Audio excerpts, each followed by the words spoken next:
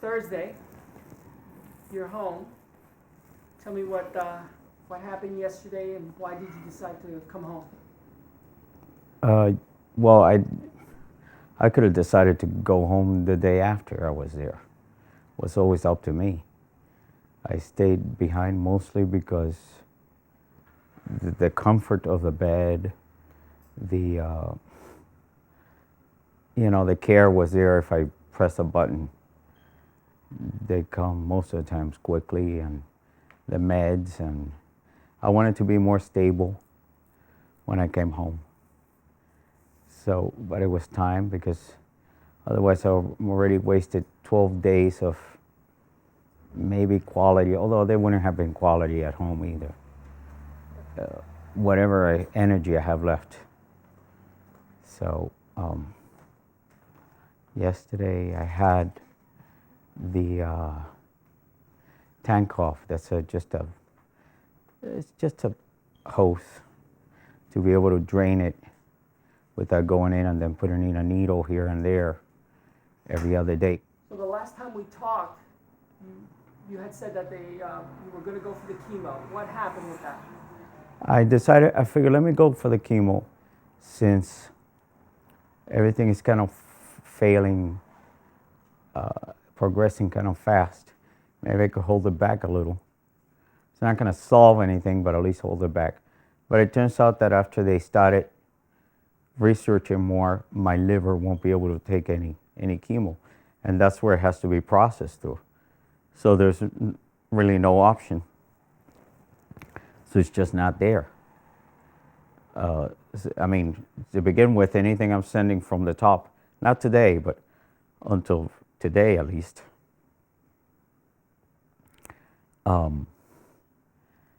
it would just sit there.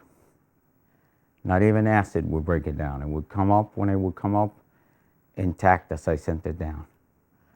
So even medications, I know they were giving it to me, and they weren't doing anything because they were just sitting there. So the chemo would do the same thing. You put it in the system and the liver can't take it. All they're doing at that point is chemo is really poison. It's really poisoning me even more. So chemo is not going to work. Tell me about what's going on with your abdomen. So they installed that tank off, which is the hose. So I don't have to go in every other day and have them poke it out.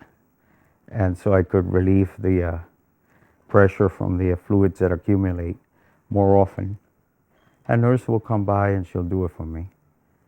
And so that will make it easier, at least with that kind of relief. And you're still getting a significant amount of fluid in your abdomen, right? Yeah. How much did they take out the last time? When they installed this, it was what, 5.4 liters? 5.4 liters, Right. which is the size of a big baby, about 11 pounds worth of fluid. Okay. Tell me about your liver a little bit. You said you have jaundice? Well, no, jaundice is always as a result of whenever you do damage to the liver reacts by, between enzymes and this and that. The reaction is, if it can't process things, then it starts getting backed up into your bloodstream, and the result is, it starts showing through your skin, your eyes, and that's just what happens when the liver's damaged. It's not an infection or anything, it's just what happens to liver damage. Tell me, how are you feeling as far as pain and discomfort right now? Are you relatively... I'm always in discomfort. Pain, I try to tolerate. Now, I guess I was told, because I never call it a 10. I figure at a 9 is pretty bad. A 10, I would have to be passing out. So as long as I could put up, and I could put up with a lot of pain. But I was told now not to call it, my max I would always say is 5, 6, 7. So I was told now that as long as I keep saying that, I'm not going to get the good meds. So I'm going to have to step it up and call it a 9. My mouth is always dry.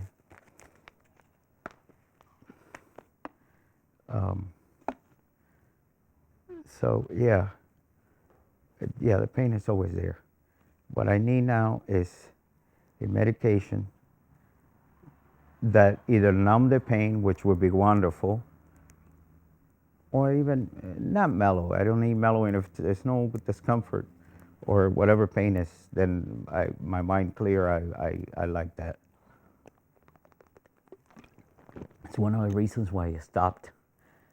At some point, even at the hospital, I cut back on a lot of the medications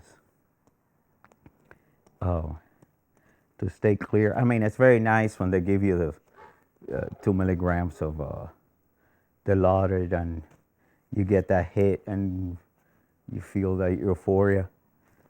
It was funny the first 3-4 times after that, it lost it for me. So I'm not looking for the euphoria. I'm simply looking for the no pain and be able to comfort, because as soon as I'm comfortable, I'm able to close my eyes. Close my eyes, and I need one good sleep, one good 6 hours. The most I've been able to do is maybe 3.5, 4, maybe 3.5 hours. If you can get to Memorial, you're going to get to Memorial? I'll go to Memorial, but... And we're talking about Memorial Sloan Kettering. Right. I don't expect any more than...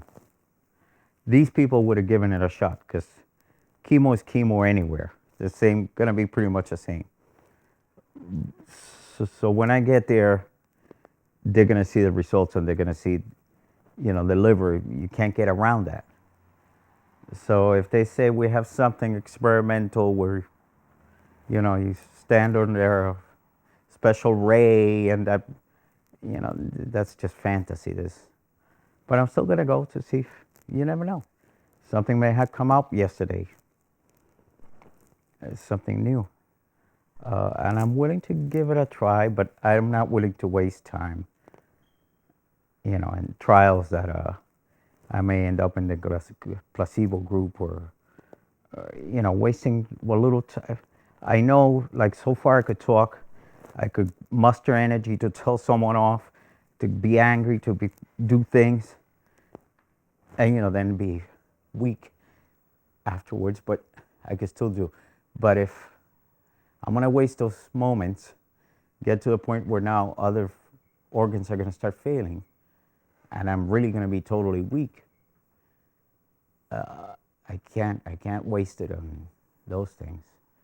I still don't know now. I'll never be able to go to the beach. And, it's one of those things I wanted to do on my own feet, walk into the water. Anything else you want to do now that you're home? I wanted to do a lot of things. And I got home, and between not being able to sleep right, because the mattress wasn't right, the one they brought me, air mattress, and it wasn't coordinated correctly, the pain medication. And I tolerated for a long time last night, but between not being able to do that, I was just tired today, to where I'm really tired. I just want to lay back and rest. But maybe get another wind tomorrow, and I could go out or something. How much time do you think you're hoping that you have? I'm hoping that I have 35 years. I calculate at this pace, at least the pace when I left yesterday, actually, 2 days I'll go. I was calculating 3.5 to 4 days. With this looking now like I had some soup today, because I was sitting up for 45 minutes afterwards to keep it down. So far, stayed down. I don't know if it's gone anywhere, but it stayed down so far. Hasn't felt like it wants to come up. And I took nausea medication. So if I could keep doing that and start to eat a little more normal, 7 to 10 days with a lot of pain medication and cajoling, maybe 20 days. And if I could hit that, then it's just going to be at the pace of the cancer. Hopefully it won't be in a rush. But if I could hit to where I could bring energy to my body, a little energy, my body's always been strong enough. I heal fast from anything. So if I could get some energy, I'm not going to stop the cancer with my body. I'm not going to, but at least it'll just be the cancer and me. But yeah, I'm gonna get pretty high with these medications because I gotta get my mind off the pain and discomfort. So between that and being able to eat, I was able to keep down some soup, and actually it was made with chicken and noodles and water. But yeah, if I could start to eat on things, I could definitely. But otherwise, I really would like to make it to the party, August 8th, that I have planned. That's a big plan. Then, if I'm really dying at the party, then I'll let go on the 9th. But I'd like to make it to that because I invited people and they said that we're going. So I'd like to, but that's a long stretch. We're talking